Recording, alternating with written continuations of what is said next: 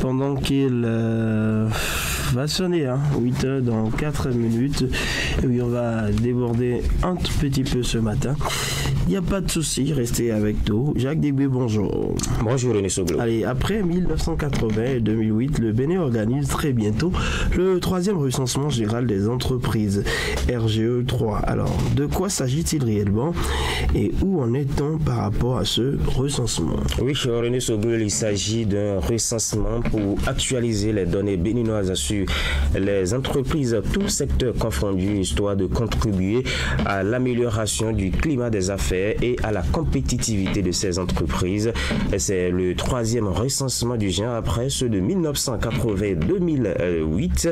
Sur le terrain, les hostilités de ce RGE3 ont été officiellement lancées le lundi 31 juillet dernier à travers la tenue de la première session du comité technique du Comité national de pilotage des travaux du recensement. Ces deux organes sont mis sur pied pour accompagner l'Institut national de la statistique et de la démographie INSTAD pour l'atteinte des objectifs de cette opération. Quels sont justement ces objectifs? Le directeur général de l'INSTAD a, au cours de cette première session qui s'est déroulée dans les locaux de l'INSTAD à Cotonou, dévoilé ce que vise réellement le gouvernement.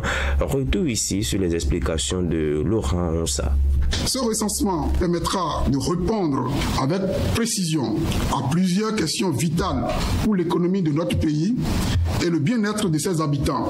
Notamment, combien d'entreprises avons-nous au Bénin? Combien sont-elles en formel ou en informel? Comment sont-elles réparties sur le territoire national, suivant la taille et les branches d'activité? Quelle est la situation de l'emploi dans le secteur privé au Bénin? Quelle est la place de la femme dans l'entrepreneuriat au Bénin? D'autres questions seront abordées.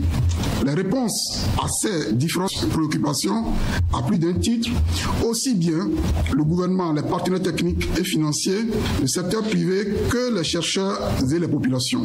Au terme du recensement, notre pays disposera d'une base de sondage pour la réalisation des enquêtes économiques, du potentiel productif de chaque département du pays afin de promouvoir la décentralisation, d'un répertoire des obstacles à l'entrepreneuriat au Bénin.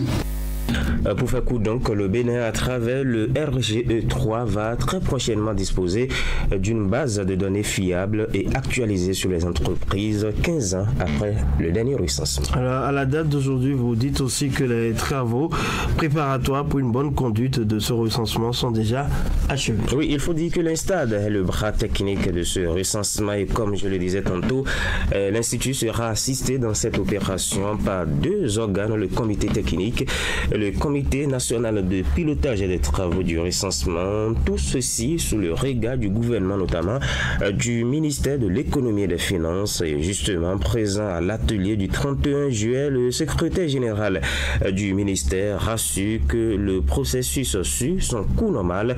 Les travaux préparatoires sont achevés, les différents acteurs impliqués dans ce recensement sont situés sur le contexte de sa réalisation, les intérêts, le champ de couverture, le cadre légal institutionnel, les cibles et le délai du recensement. À cette étape, je peux affirmer sans risque de me tromper que le processus est bien conduit et je n'ai pas de doute que le cap sera maintenu jusqu'à la fin, a rassuré Alban Bessan, secrétaire général du ministère de l'économie et des finances. Alors, selon les projections, le recensement proprement dit va se faire au premier trimestre de l'année 2024, c'est-à-dire lors des 3 premiers mois de l'année prochaine.